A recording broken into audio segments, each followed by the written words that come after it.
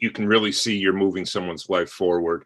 But as I'm sure you guys all know, it's hard really to get an idea and get it to market. But I've had people that went from just being a normal person to being very, very wealthy and have very successful products. But when we saw what happened with Rainbow Loom and its inventor, Chun, I've never seen anything close to it. And so there's some lessons to what he did as an independent inventor very early on that put him in a position to protect and stop counterfeits and knockoffs as much as he could. It might be instructive to the rest of you. We've worked in Canada quite a bit. I used to do seminars in Windsor and Guelph and Waterloo and Chatham. Anyway, we're assuming you guys know basic patent, trademark, and copyright law. We're not gonna dive into what we mean by any of those things. You wanna go to the next one, John? So this is Chun and Fen Ng. They were childhood sweethearts of Malaysia, immigrated to the United States. Chun got an engineering degree, and when their daughters were around 12 or 13, he wanted to show them a toy he used to make in Malaysia where they would take tiny rubber bands and weave them into chains and then use them as, say, a jump rope.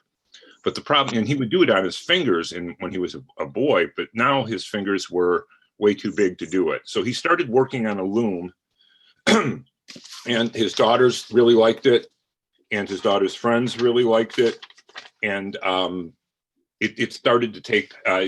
He had a decision to make because Chun and Fen, they had $8,000 in their savings, but that was for their kids' college fund. But they took the chance of putting all of that into getting some samples and prototypes. And so the Rainbow Loom, you want to go to the video? The Rainbow Loom, it's a loom for making typically bracelets out of rubber bands. You put these tiny little rubber bands on these pins on the Rainbow Loom, and then you kind of take a hook and you pull them different ways. And what you're doing is tying it together into a chain.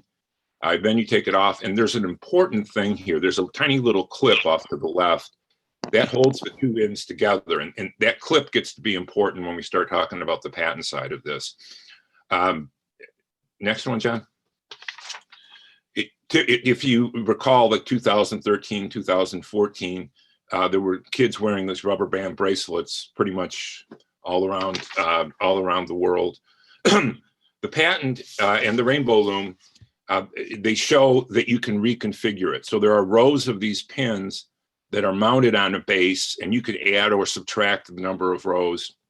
And that gets to be important also when we get to the patents. Because they were on a shoestring budget, a lot of the packaging was, hello?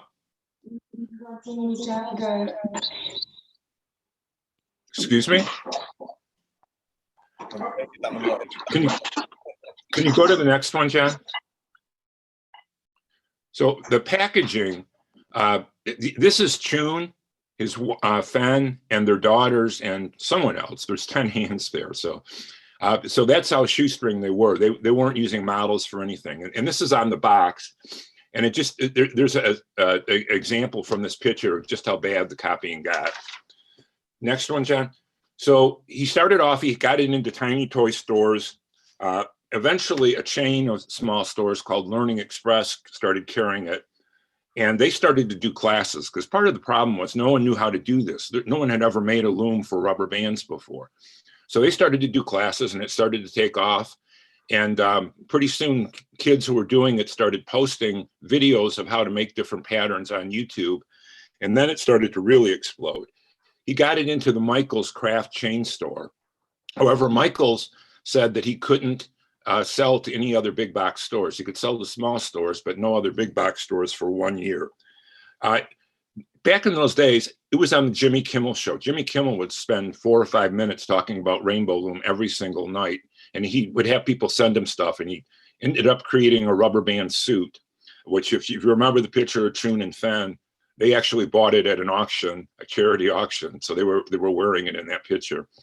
It was the biggest toy in America, in the United States in 2013, biggest toy in the world in 2014. And with that comes, of course, copiers. There are 6 or 7 companies in New Jersey. Next one, John. In New Jersey, for some reason, and they monitor what's going on. They monitor what's successful, and they knock off 2 or 3 dozen ideas each year. They're very, very good at it. They don't simply completely knock it off. They make a change. So if you remember, the Rainbow Loom is multi-piece and can be configured, reconfigured. These are all one piece. And of the 6 New Jersey companies, 3 ended up coming after at the market. Next one, John. So this is Christmas 2013. The Rainbow Loom, or excuse me, not the Rainbow Loom, but one of those copiers is at the bottom left there, the Crazy Loom, was one of Toys R Us's biggest toys. Like I said, Chun couldn't sell to Toys R Us because of that agreement with Michaels. Walmart, Toys R Us, all of those companies, they monitor social media to see what's being successful, but they also monitor what's called negative searches. So if you had gone on the Toys R Us or Walmart webpage back then and searched for Rainbow Loom, you wouldn't find it. They didn't carry it. But their marketing departments would get a note of that. And when we talked to them, their marketing people said they had never seen a toy or a product that had gotten that many negative hits. And so they had to have them. So they went back to those 3 New Jersey companies and got it on their shelves. You could imagine Chun, here he is, he's gotten all this great success. And now he's seeing copiers, and he was really kind of beat up about it. And I felt terrible. I mean, he thought having a patent was like having a lightning bolt, and it's not. There are some things we did, but it doesn't move like lightning. It moves slower. And what I would say to him is, look, Coach Handbags has, probably 100 people fighting counterfeits. But if you walk down Canal Street in New York, you'll get offered Coach Handbags by 2 or 3 dozen different stores. It's impossible to stop everything. Next one, John. The other thing we started to see was what I call the garbage looms. And there you can look at them. There's the magical loom, the infinity loom, the cool rainbow loom, the loom bands, just everything you can imagine. This stuff was all over Alibaba and Amazon and all sorts of web pages everywhere. But they also, like you remember, they copied to such an extent that they were sticking rainbows on the boxes, which John will get in a moment. That helped us seize a lot of this stuff at customs. Next one. These things were all multi-piece, so they had no argument on the patent side. Next one. They also, if you remember that hand picture, this one copied to the extent they actually copied his family's hands on the box, which was really, I think, for him, one of the most troubling of the infringements. I mean, it's pretty intrusive. Next, those years, Christmas 2013, 2014, pretty much every mall had a kiosk selling these garbage looms. The last thing that really popped up was counterfeits, like actual counterfeits, and they were so good from the box, I couldn't tell the difference. Chun could tell the difference. There were slight color differences, but I mean, no ordinary buyer would know that he had just gotten a counterfeit Rainbow Loom off of Amazon. The only way you could really tell easily is once you're inside the box and looking at the loom. There is a logo on the authentic one on the bottom, but nothing on the counterfeit, which of course means you'd have to buy it to know that.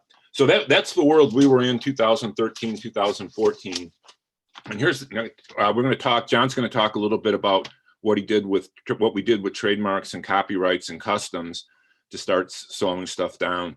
Then I'm going to talk about with the patent side of it. And then John will talk about what Chun did very early on that put him in a position to have the success that we did have. So take it over, John. Okay, all right. So as Ted said, the world we're in is there's all types of copiers and both sophisticated and just plain knockoff. And here we are. We at the time we had a patent. We can file patent lawsuits, but those take a lot of time. So we had to file. So we found an alternate way to stop these things coming in using the trademark and copyright that he had also obtained.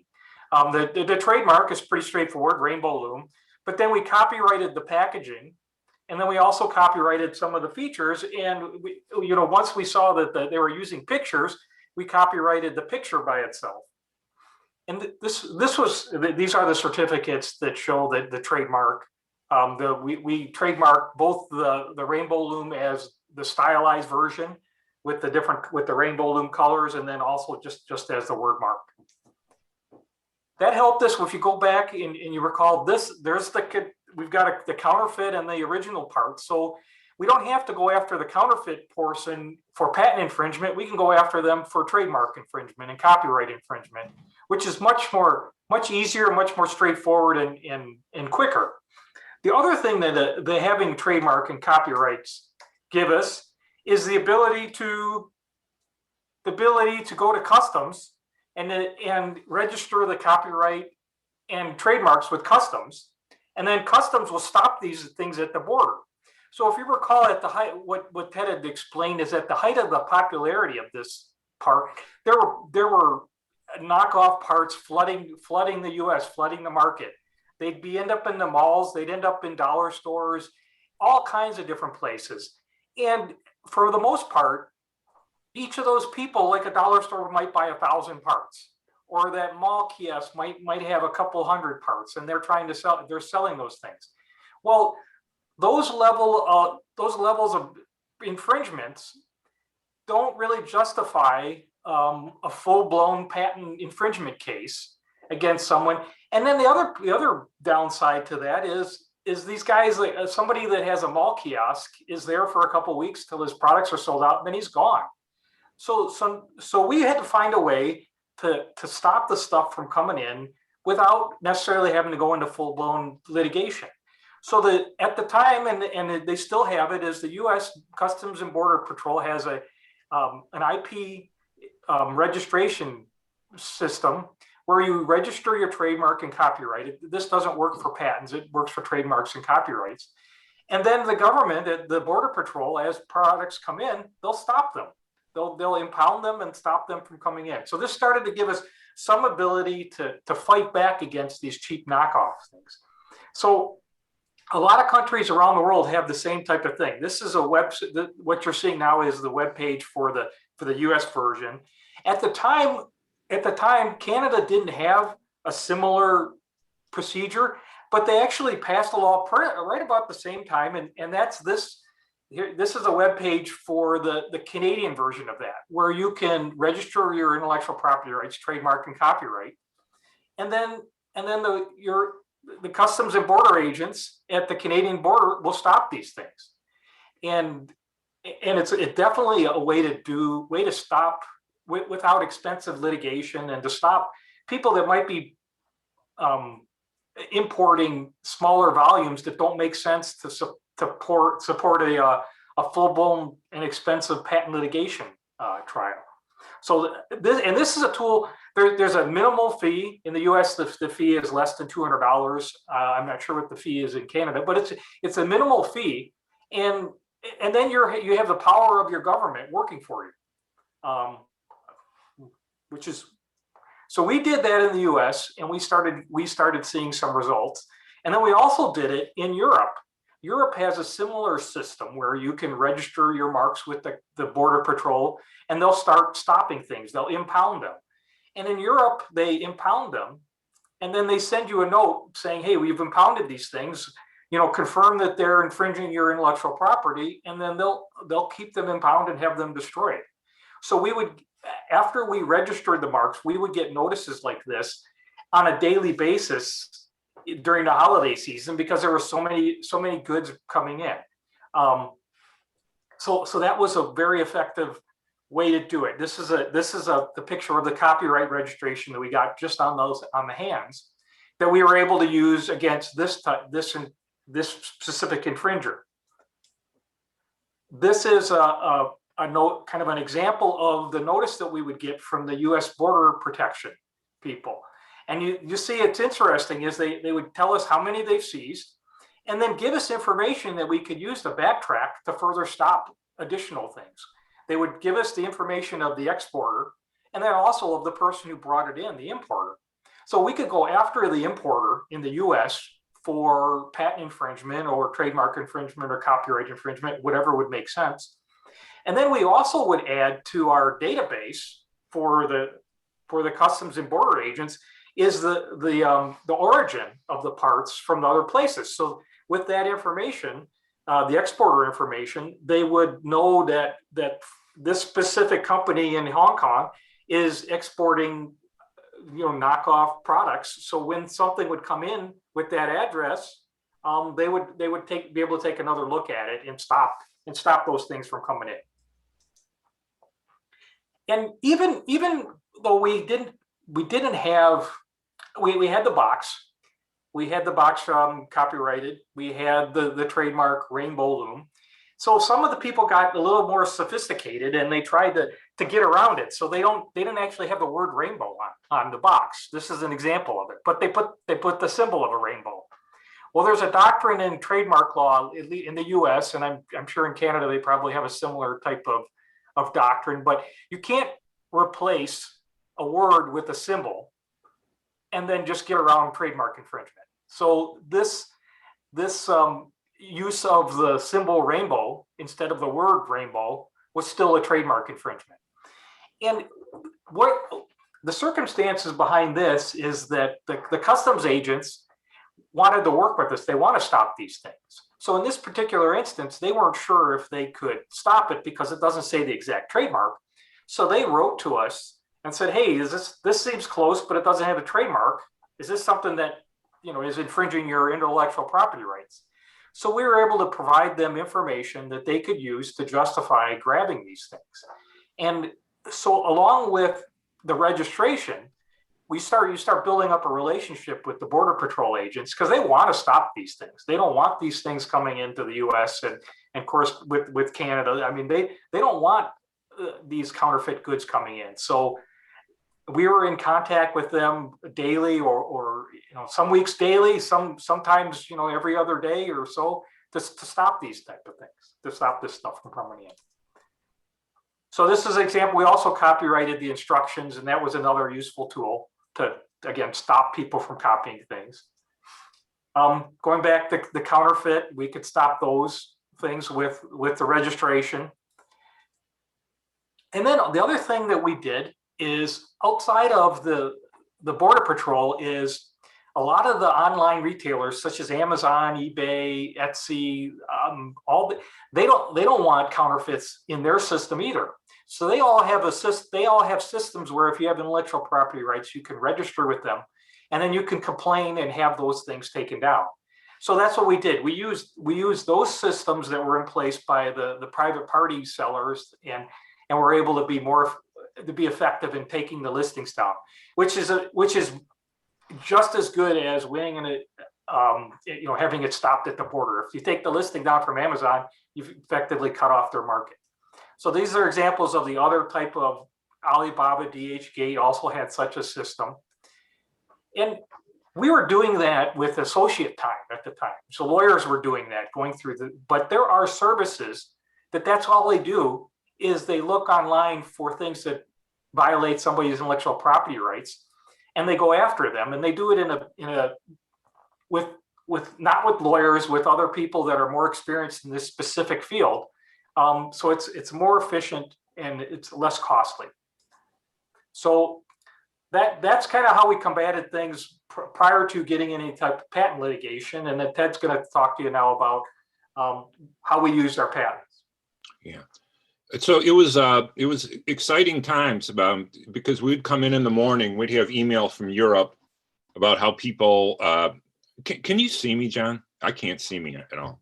Yes, you're there. Okay. So we'd have email from the European customs or European associated law firms that tens of thousands of these things were being seized some days. And, you can't stop all of it, but it was satisfying to know we were stopping a lot of it.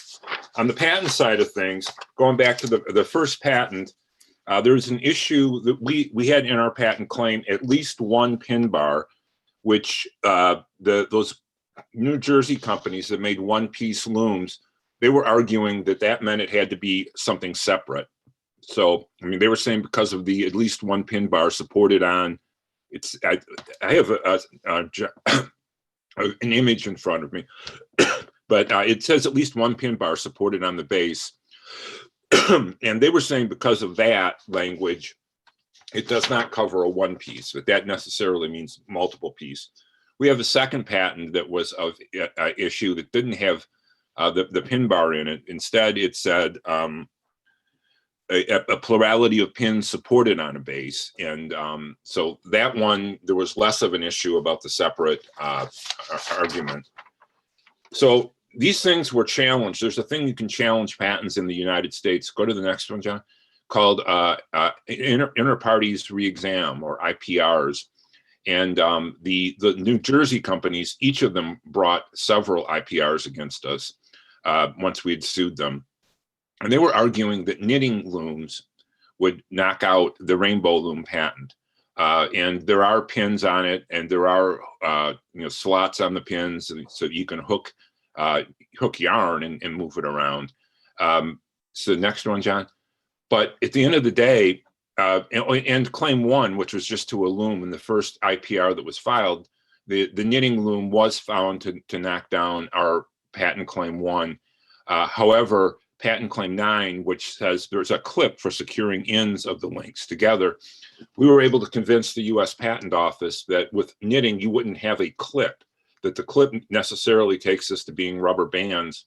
And as I said, no one had ever made a loom for rubber bands before. So that claim, as short as it is, was actually something that survived, I think, 4 IPRs. And 3 of them, after the first one, 3 of them were denied. You go to the next one. 3 of them were denied just out of hand. The patent office,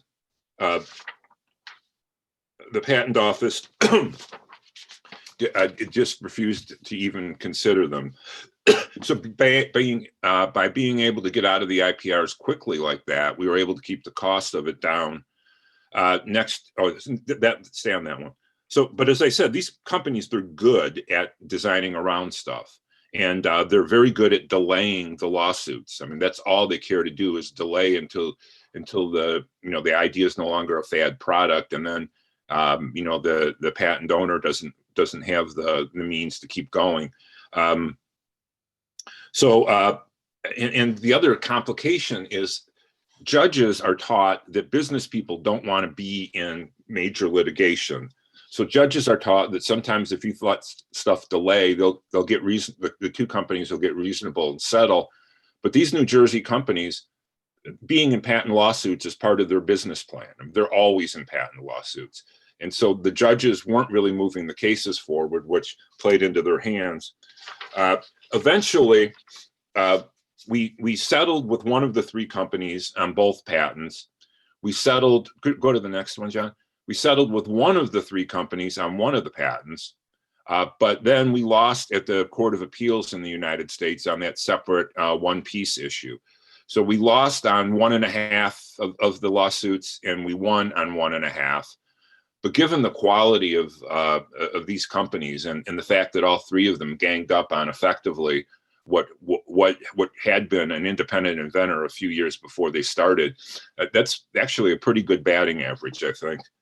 The next one, the other thing we did is we kept the patent application pending, which if there is some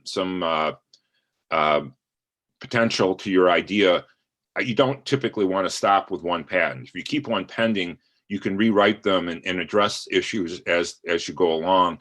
So now we've got a patent issued that necessarily will cover one piece or multi-piece. It doesn't matter. The other thing, if you look at the top of this claim 1, it's a method of how you make a rubber band bracelet by using this loom. And like I said, no one had ever done this before. And so this patent claim came through pretty easily. Next one. A lot of people would tell you that what's the value of a claim on how to make something with your product, because effectively with Rainbow Loom, the people making the bracelets were like 12 and 13-year-old kids, and you can't obviously go sue them. But the New Jersey companies, one of them is called Idea Village. And what you have here is a Harvard Business Review of what they do. And in that, they're on TV. All three of these companies are on TV. It's part of their game plan, and they advertise on TV, and that gets them good floor space in Walmart and these other big stores. If you walk into a Walmart, one of the first few rows is as seen on TV products. So they have to have commercials. And in this Harvard Business Review study of this one company, they talked about their commercial. And if you look at part 4, they demo how to use it. So in other words, they hire an actor, and that actor uses the product on the commercial. And our argument was, number one, they had to do that. They admit they have to do that. And number two, that's them. They're liable for this actor's actions to infringe the method claim. So if you've got something that's a consumer product that you think might become something hot, consider having a claim to how your product is used, which again is unusual, and in a lot of cases of perhaps limited value. But if it's something that these companies might tend to knock off, it could be a very important claim. Next one, John. As John says, it's difficult to sue the garbage companies because they were coming in 200 or 300 at a time. So we did for a little bit. We sued a couple of the people who imported a couple hundred of them.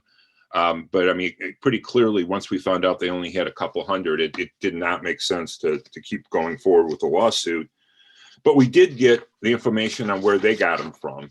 And the customs notes that John showed you earlier also gave us the addresses of the importers, and we would go to them. And again, the customs things would say who the exporters were too.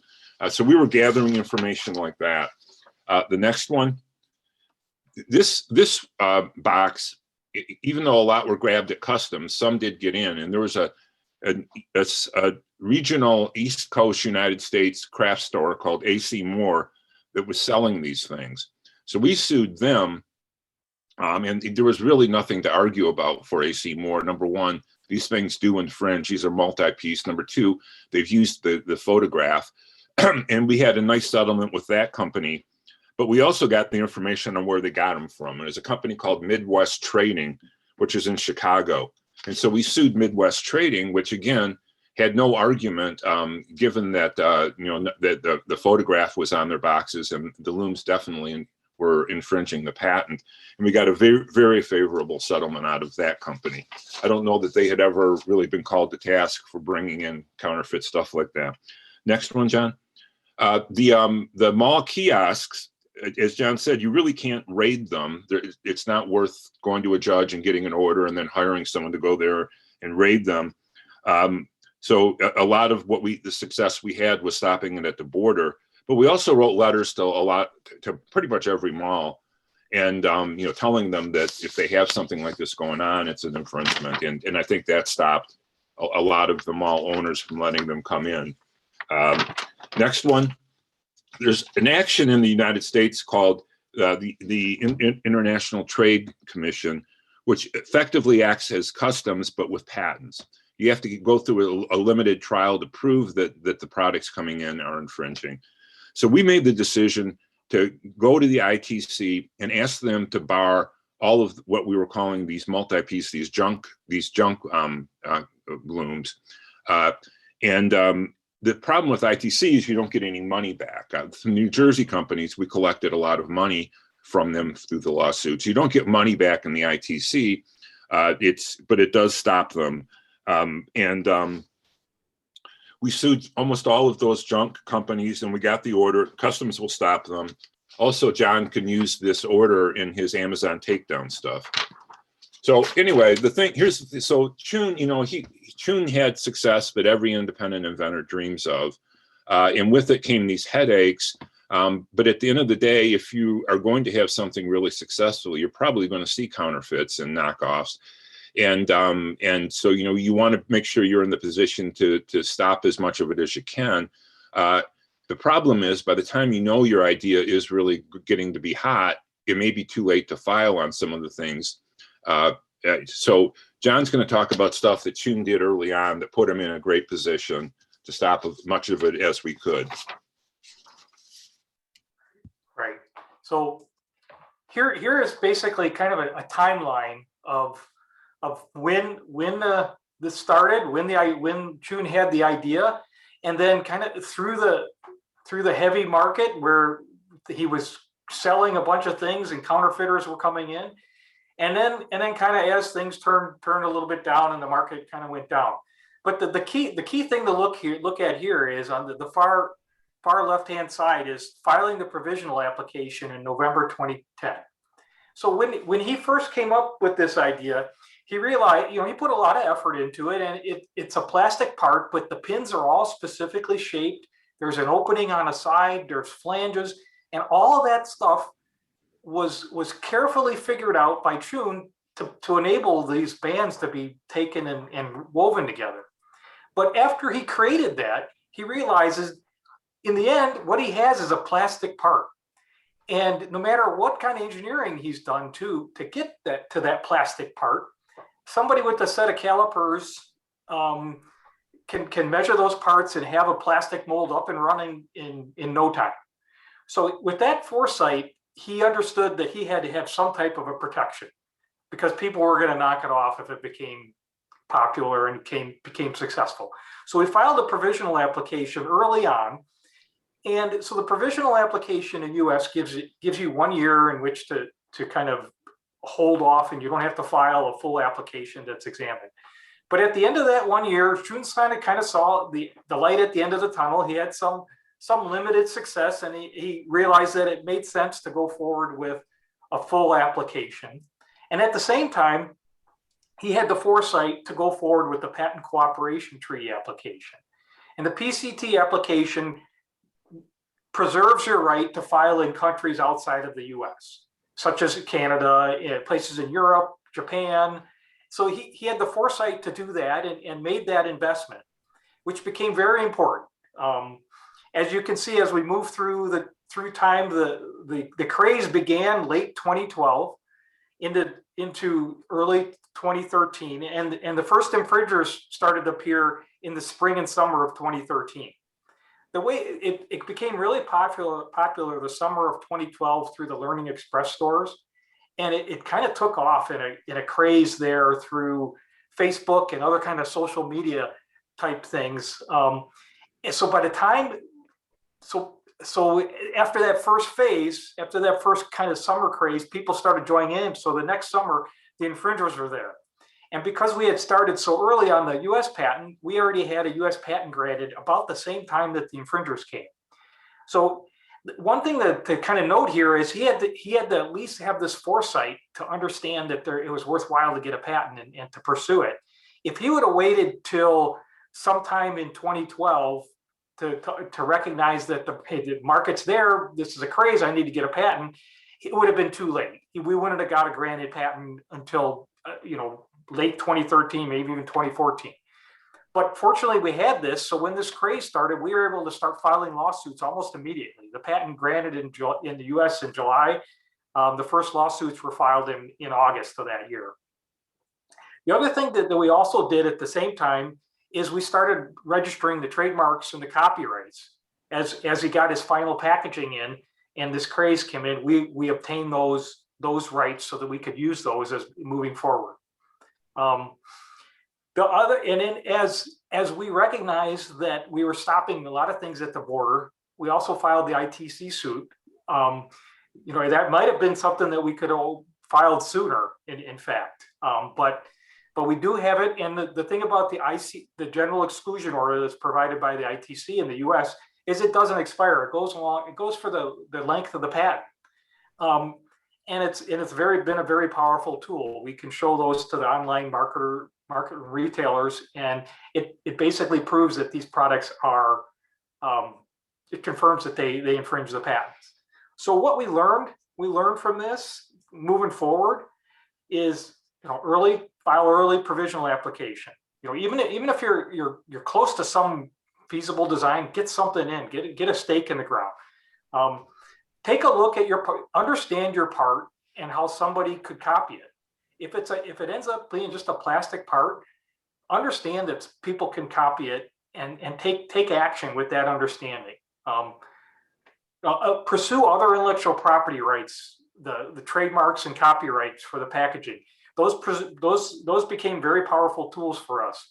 I mean, yes, the patent is the main thing because the patent is, describes what the device is, but the trademark and the copyright became very powerful enforcement tools for us when patents, even if they're infringing a patent, it takes a long time and you just can't shut down a market. You can't shut the copiers down or push them out of the market fast enough.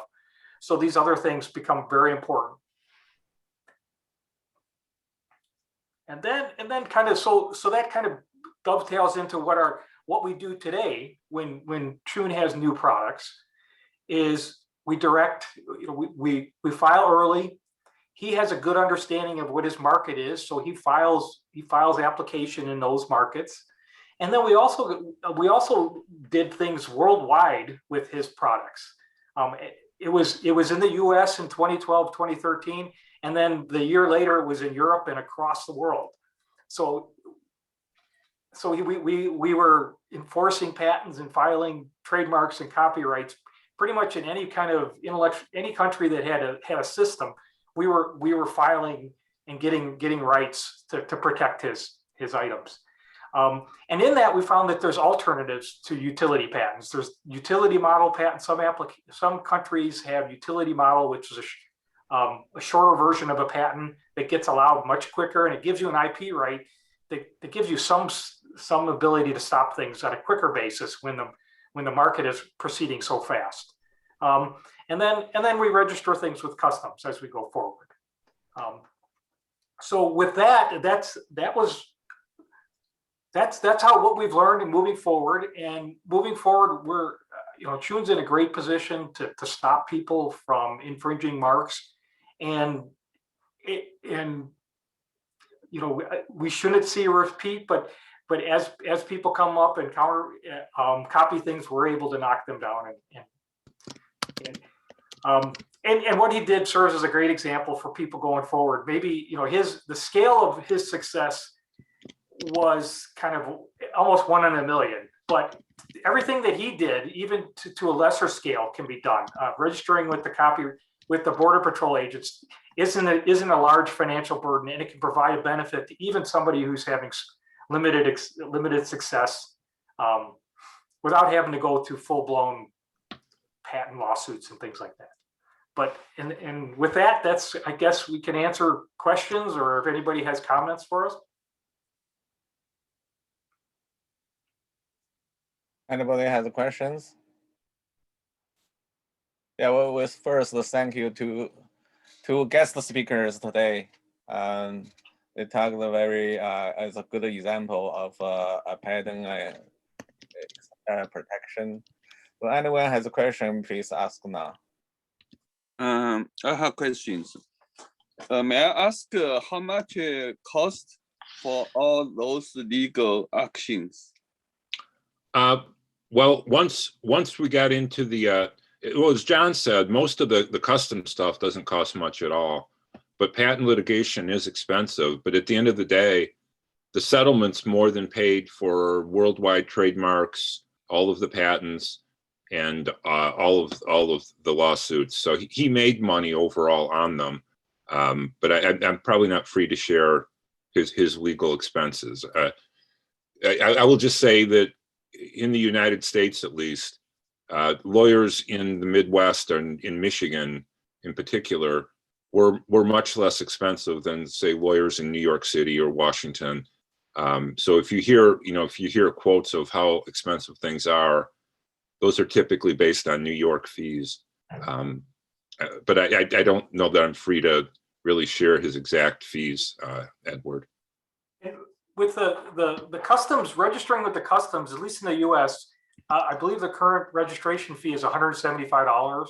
I said less than 200, but they change fees, but that's just a minimal cost. You can get those kind of protections easily, and it's not, you don't necessarily need an attorney to do those registrations. So, without getting into litigation, you can get some protection there. did he try to license his product to the companies copied his idea? Eventually, at first, they weren't interested in it, or what they would offer him was just very low. Walmart actually had him set up a company to make one-piece looms that he could sell to Walmart. So Walmart had the infringing things, but they also had his licensee's loom, which is called the Wonder Loom. Are there Walmarts in Canada? I don't even know. Yes, yes. Yeah, so if you're in a Walmart, I think Wonder Loom is still on the shelves there. Although by now he can sell to Walmart. So I think Rainbow Loom is on the shelf. Rainbow Loom is competing against his licensees in Walmarts now. But yeah, he and those big companies would approach us, and one of them called and wanted to buy his company at one point. But I mean, it's a family-run company. He works day to day with his wife. Fen actually runs the company. Chun is more, coming up with new ideas. It was a great experience because he's a really, really good guy. But as the Rainbow Loom is kind of slowed down, he has more time on his hands. He's taken up dry aging steaks, and so every so often John or I will get a phone call from him, and he'll be giving us these big thick steaks he made, which is a nice perk from having him as a good friend. With the lockdowns and the pandemic, actually, Rainbow Loom's picking back up. I mean, kids being in the house are back doing crafts, so I think his sales increased last year, and it looks like maybe are going to increase again. I mean, they say that the fad stuff typically comes back in about 7 or 8 years. So it'd be about time for that to hit again, if that's true. Okay. So how much is the price different, his price from the copy company? Well, the garbage stuff was his Christmas 2013. I think his was selling in stores for about $15. The copying New Jersey companies that were on shelves in Walmart and Toys R Us were maybe $1 or $2 cheaper, but not that much. But the garbage stuff, I mean, those were $4 or $5. He couldn't compete with them on price, but it was flat out garbage. We were at an airport, my wife and I went into a toy store. I was just doing that all the time back then, and they carried one of those garbage looms, and so I bought it. And I'm in the airplane typing my secretary a threatening letter to sell to the toy store. My wife, who's a textile engineer, took out the garbage one and started trying to make a bracelet on it, and it shattered in her hands. I mean, these things were going to children, and they were completely unsafe. So, but yeah, they were much, much cheaper. But the New Jersey ones, because they're on shelves like Walmart and Toys R Us, they're not going to be too less expensive than Michael's. Right. Thank you very much. Thank you. Thank you all. Anyone else? I have a question. So from my understanding, you are mostly protect the market in North America and Europe. You give up all other market? No. Oh. You can take that, John. Yeah, in the U.S. There's some European markets, the U.K., Germany, Japan is a big market. It's just that's the kind of the way it shook out. Those are the places where it was most popular. But like I said, when it was at its highest, most crazy worldwide, we were filing whatever kind of intellectual property we could in any place. We filed things in Israel, in South American countries, just all these places that maybe you wouldn't necessarily think. But so in the end, after all of that kind of shook out and the craze settled down, he's got some very steady markets: the U.S., Japan, Germany, France, and the U.K. From China, in China, and China. It's not necessarily a market for sales. What we have there is more as a defense of intellectual property right. It's not necessarily the market buying those things, but we have intellectual property there. And again, it's more of just preventing counterfeiters and other people from abusing.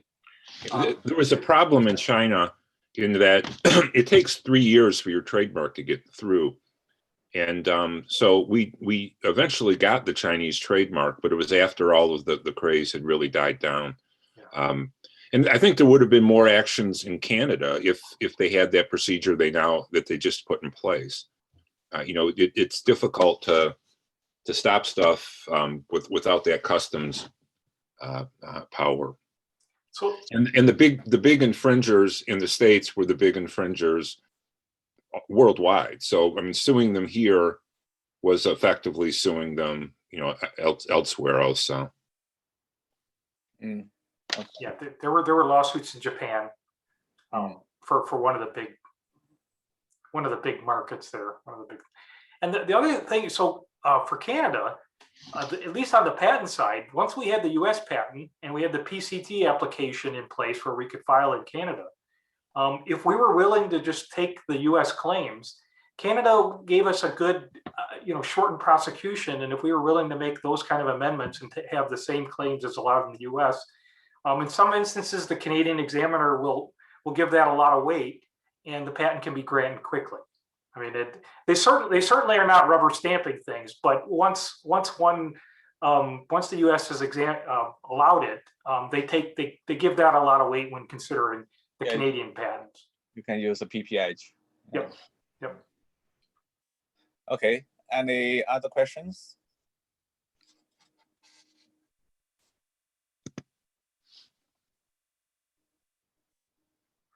All right. So I just put a chat note. If you questions come to you later, feel free to call us. We're happy to talk to you and help you through any questions you have about this or anything. And we really appreciate the opportunity. Yeah, Hashi. Thank you so much for your time. Thank you for your attention. Thank you all. Okay.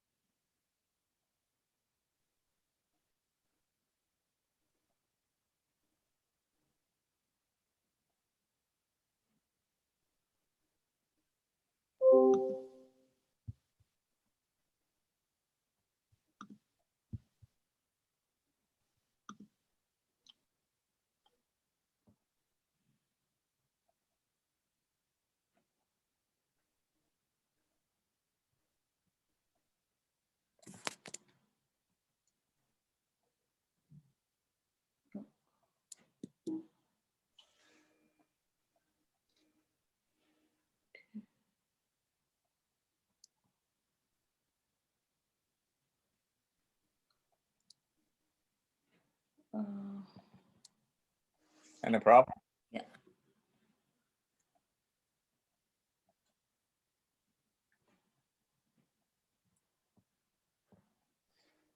Okay, so next will be me to talk about an interesting topic: the help hooping to get the pattern of the apparatus that produce non-local effects while quantum entanglement. Okay, this is based on the story. There's a scientist hooping. Next slide, please. Oh, this is me. I'm a scientist, inventor, and the president of ACR. I have many years patent filing and authoring experience. I never failed a patent. I have many years professional working experience as engineer, scientist in many companies in all three biggest countries in the world: the Canada, US, and China. Okay, next slide, please. Okay, the story, the who is a scientist. He's a PhD in biophysics from University of Illinois. Okay, He also has a JD, Juris Doctor from New York Law School. So he basically is a very good example who knows both science and law. He filed 20 patents on content, mind or brain, content, brain, etc. topics. He filed 4 patents to USPTO. The following 4 patents, they are all related to how to do handling content minds, content effects to brain. But unfortunately, all 4 patents got denied. The last one is in very recent, last month, March 17 and 20 this year. And they appear the case, but all get all failed. The Federal Circuit Court affirmed the denial from the USPTO. So he on the right side is his bio, the Hu Ping Hu. Next slide, please. So the pattern, 4 patterns, but the essential ideas are similar. So basically involve these 4 steps. So the playing. Can you hear me? Yes, Can you hear me? Okay. yeah, we can. Yeah, somebody complained that he couldn't hear me. So play a music with a coil. Then the coil will generate magnetic electronic field to irritate the water or other substance in this small container 130. So you can see from the picture. Then the content in the water or substance, which is the 120, will entangle with the content in another content, which has a water 140.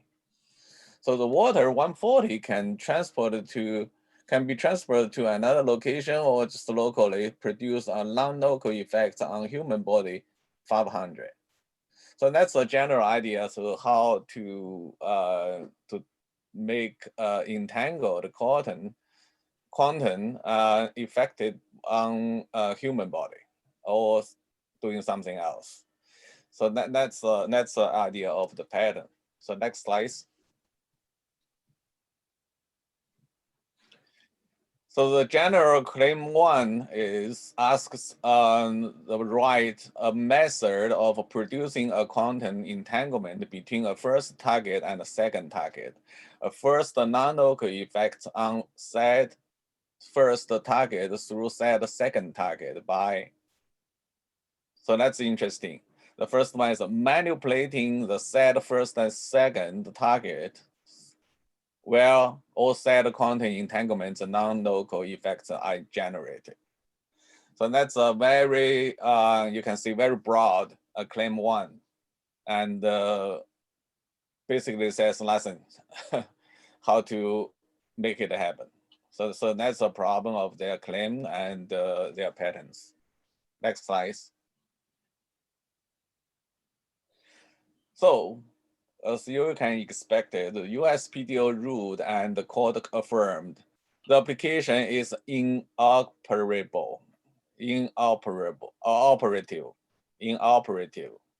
and lacking enablement. Okay, so basically it means it doesn't work. Next slide. So let's review what is patentable. For a patent, you have to satisfy those four conditions, 4 requirements. First, it must be new. Okay, so Hu Ping's idea is new. Second, the the invention, the new idea need to be, the new part need to be non-trivial. Okay, so we also consider hooping's idea is non-trivial. Third, it must be useful, as claimed as by Hooping. His invention is useful, right, to work on the brain and actually the cure some diseases. But unfortunately, the last one, enablement, the Hooping's idea, the pattern did not satisfy. So what is enablement? An ordinarily skilled in art can make the product from your pattern descriptions. So you describe enough details to for ordinarily skilled. So that means average people in this field who can make the product out of it. Okay, or at least the people think they can make the product. They have enough details. Next slide. So why did Hu fail these patterns?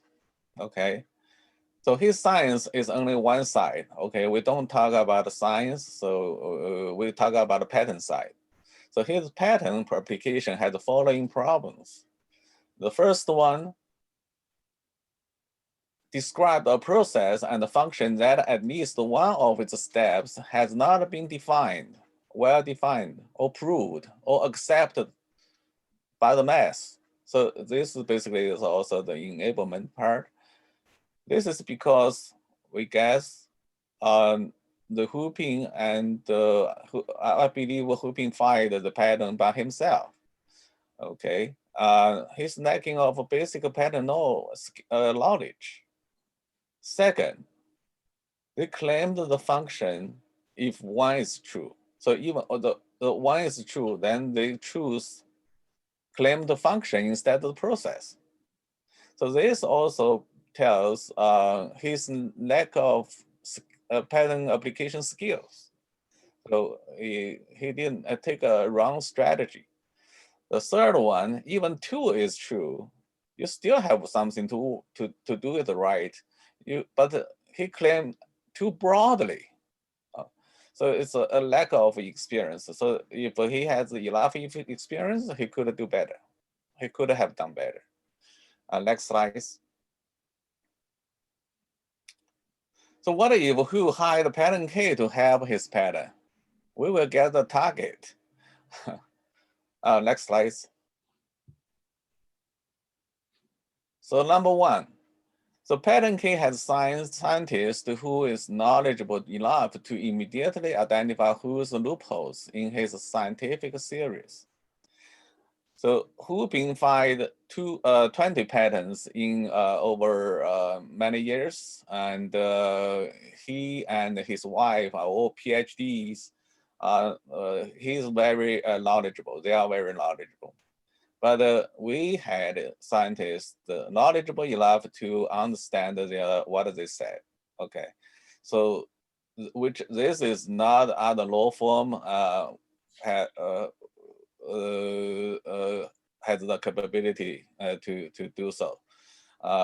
So from his paper, Hu's paper and his patent application, actually there are some problems in his science.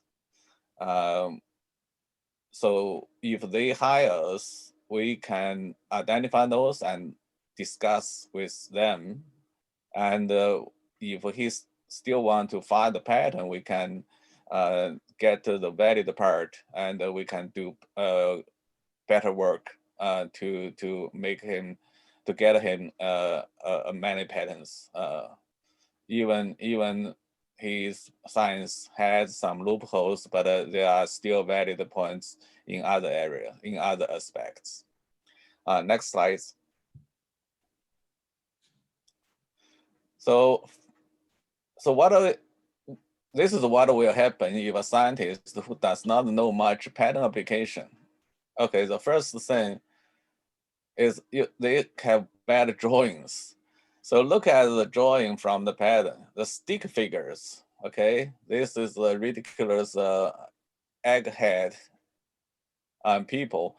So it's an interesting drawing. But okay, next slides.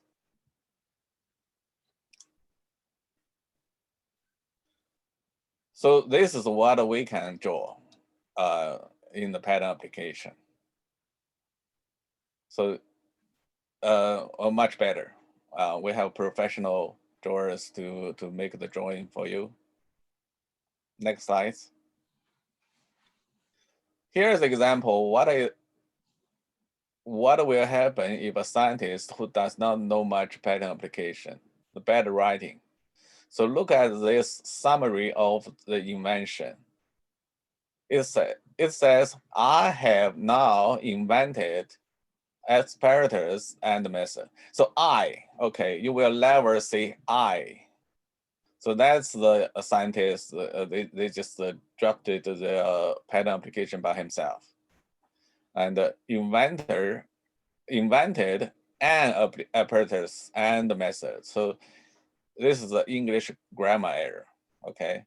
And content entanglement. So produce content entanglement through content entanglement. That's a logic error, okay? And this comma should be there. That's also English writing, punctuation. So a lot of issues just within this one sentence. Next slide.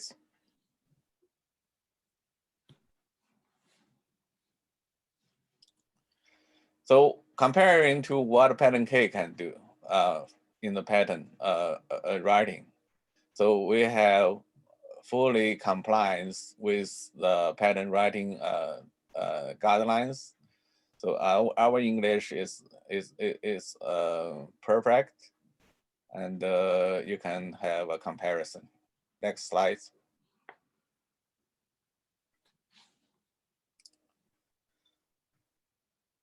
So if a scientist who does not know pattern law, he will write like this. So the red line outlined, you can underline, you can see the problem. Okay, in the number one, directly sensed and utilized, which is impossible. Okay, and the second, persist in biological, chemical, and other system at room and high temperature despite of content decoherence. So this is just writing a pattern is not a paper. USPTO is not someone who verifies your correctness. They just follow the laws and give you yes or no on your application, on your right claims. They don't argue with you. You cannot convince them, say, oh, I have a new science and I want you to review and accept my theory. Okay, they are not the one for you to discuss the paper issue. So you need to consider the different people to talk. They are not a peer scientist as you write a paper for. Next slide.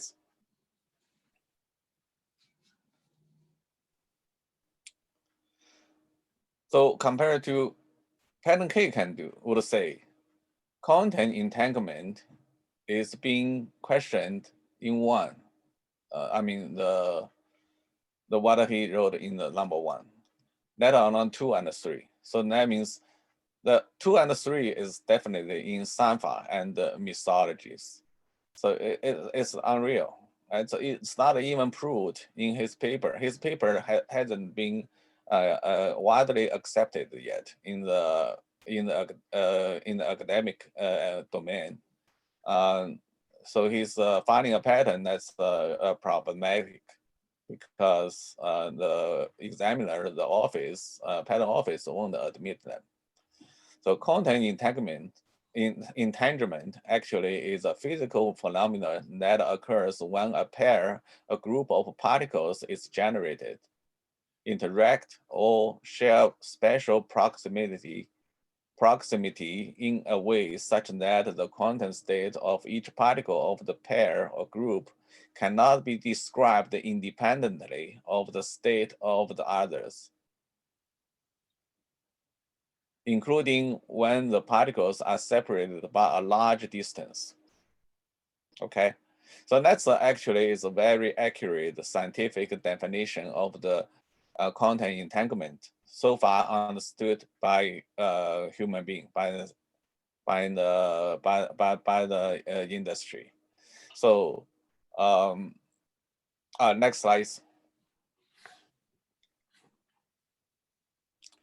So here are several independent experiments actually conducted by the scientists, which are widely accepted. So they did the experiments actually proves the quantum entanglement is the fact. It's not a sci-fi, but only in those designed experiments, which are different from what Hooping described in his paper and patent application.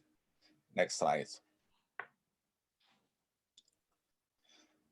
So that's one typical widely accepted way to generate entangled quanta.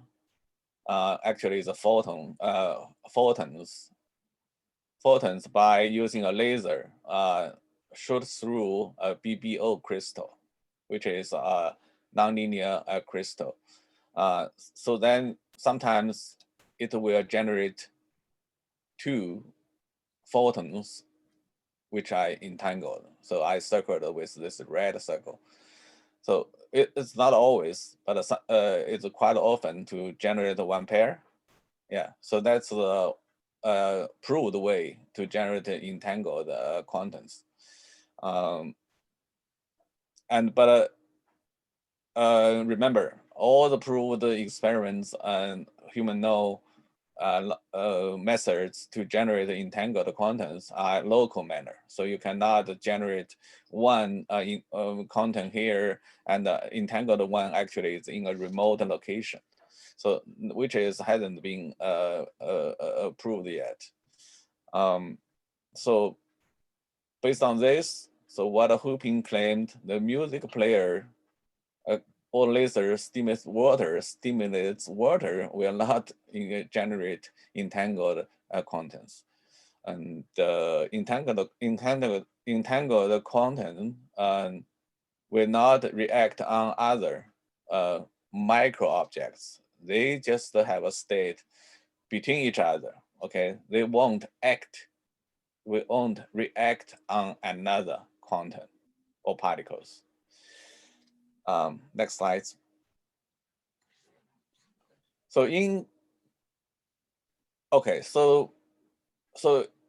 although the reason they are not react each other is because quantum entanglement can be described as this like a Schrodinger's cat phenomenon. So that means the entangled quantum actually is just a relationship between the two. So before you detect the entangled quantum, the quantum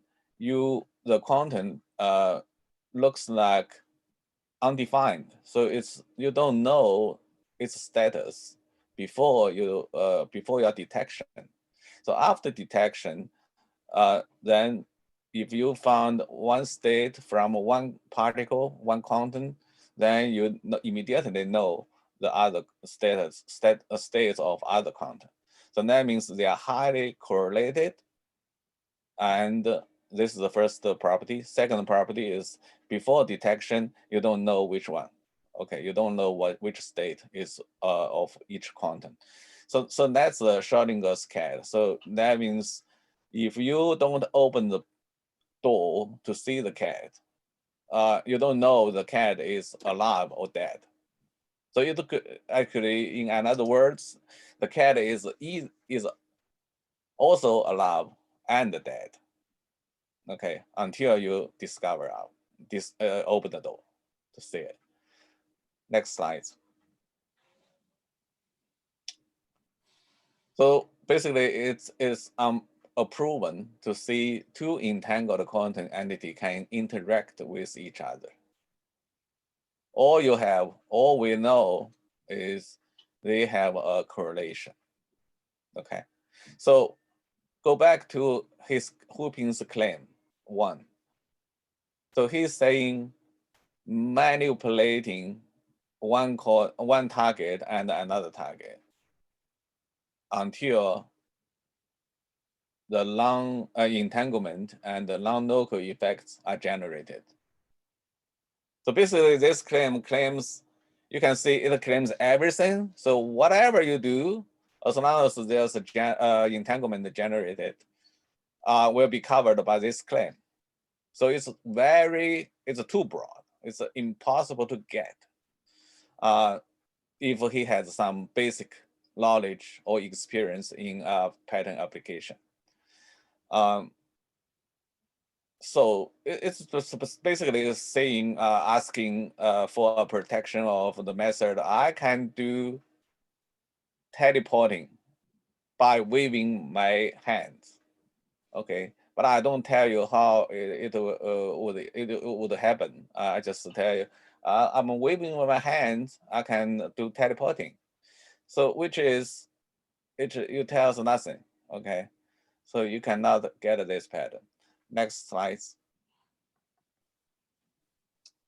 So then how can pattern key help who to get a pattern? First, you need to describe the process step, technical, using only the well-accepted method as example for implementation and embodiment. So you cannot describe a method. You don't need to describe method, could be unquestionable, all right? So you need to use a proved one.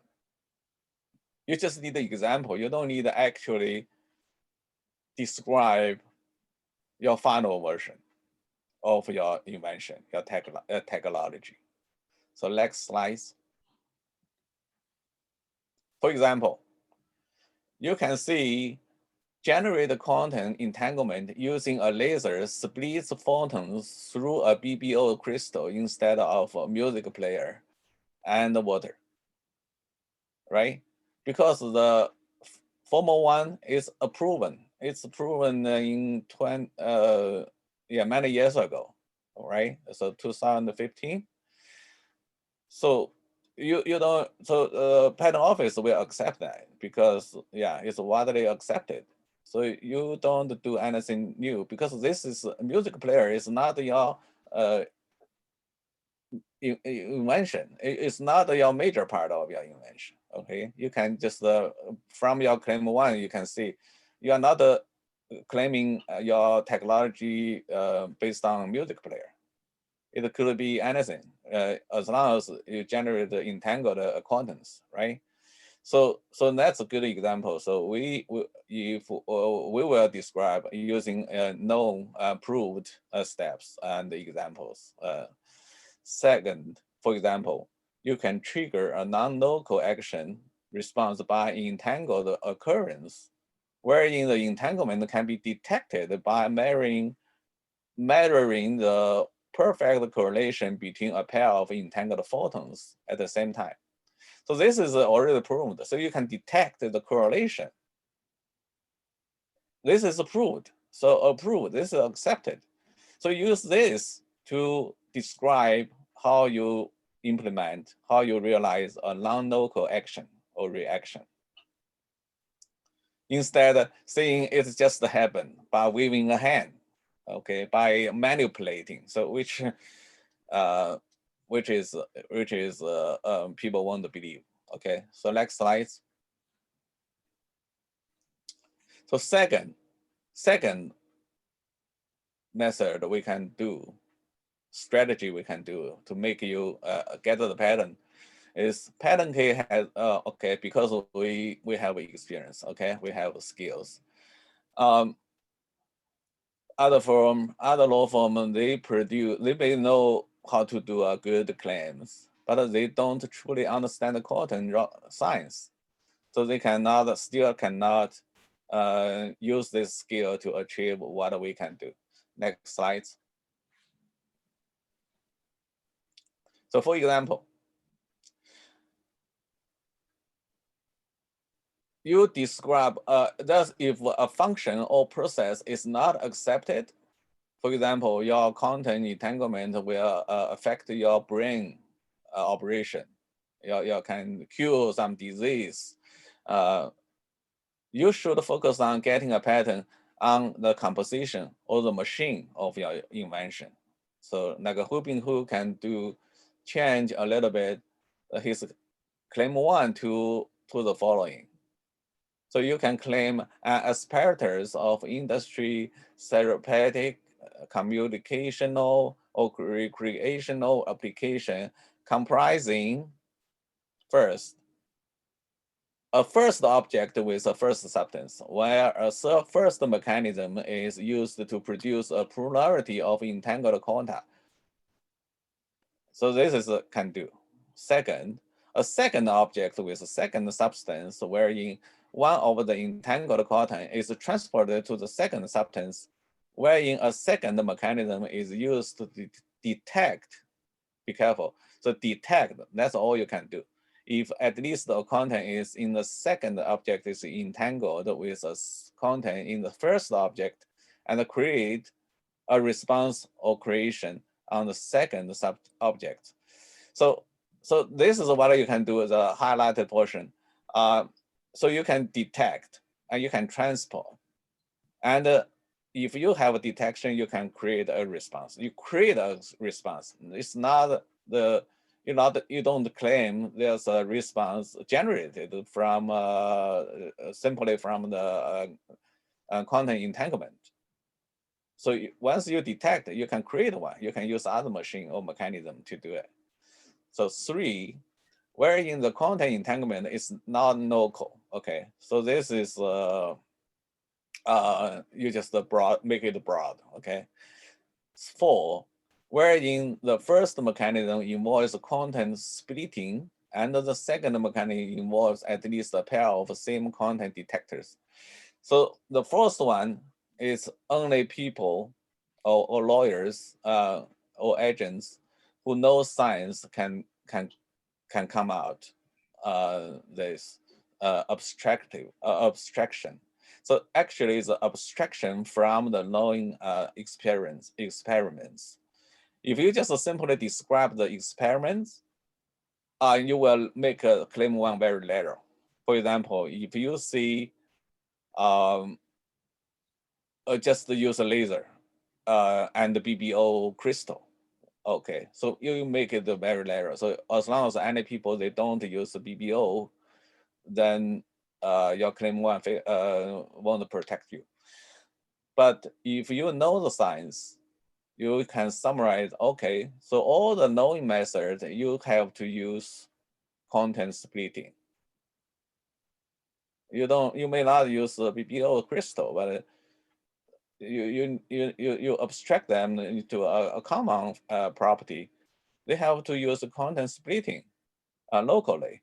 And for detection, you have to use a pair of the same content detectors. So content detectors are very broad enough to cover all the situation you detect the entanglement. So next slide.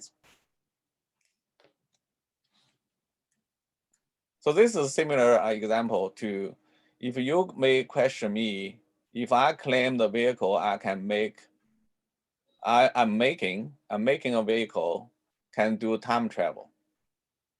But you cannot question if I only claim I'm just making a vehicle with a structure as described, right? So you can claim the machine instead of claim this machine can do time travel. So you will get your pattern. Next slide. Okay, so last resort, we can still help you if you failed in the number 1 and the number 2. Pattern K can, yeah, because we have experience, so that's why we can tell you how to get the pattern. So other law firm, they may have good experience, but because they don't truly understand the science, they don't know how to abstract and prove the content experience to make a broader comment. Oh, okay. So I will have already explained this in the last slides. Next slide.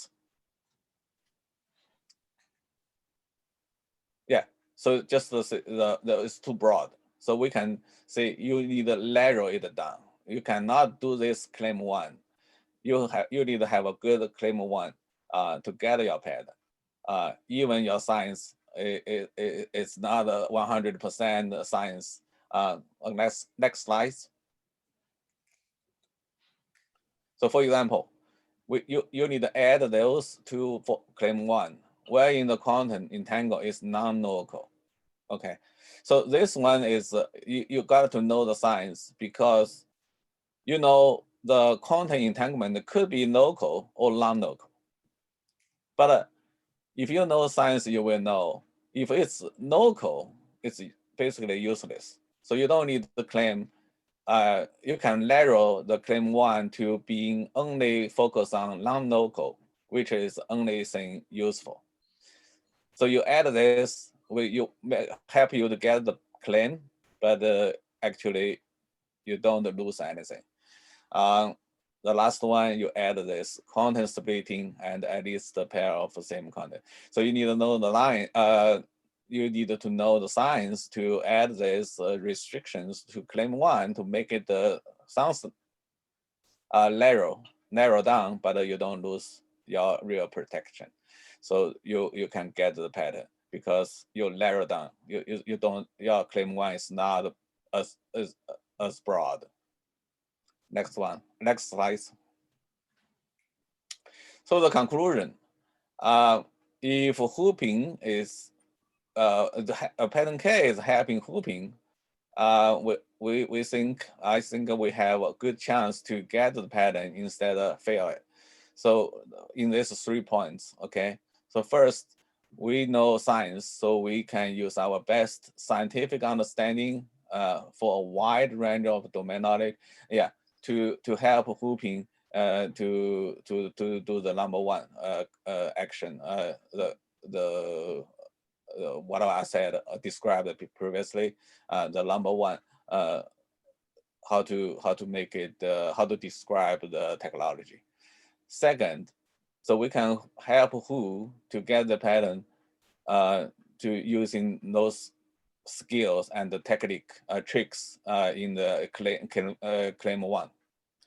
Second, the pattern K also we can save his cost, Whooping's cost, to not just the cost of filing application, it's at least the saved cost for appealing to the circuit court, right? A lot of lawsuits.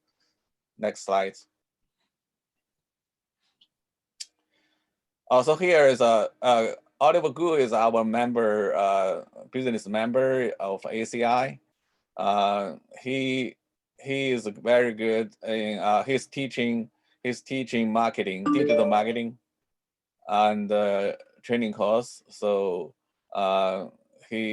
so I suggest everybody register his course using connect with him using this WeChat ID and go their website to register. Second, next slide. So thank you very much for today's seminar. If you have any questions, please let me know.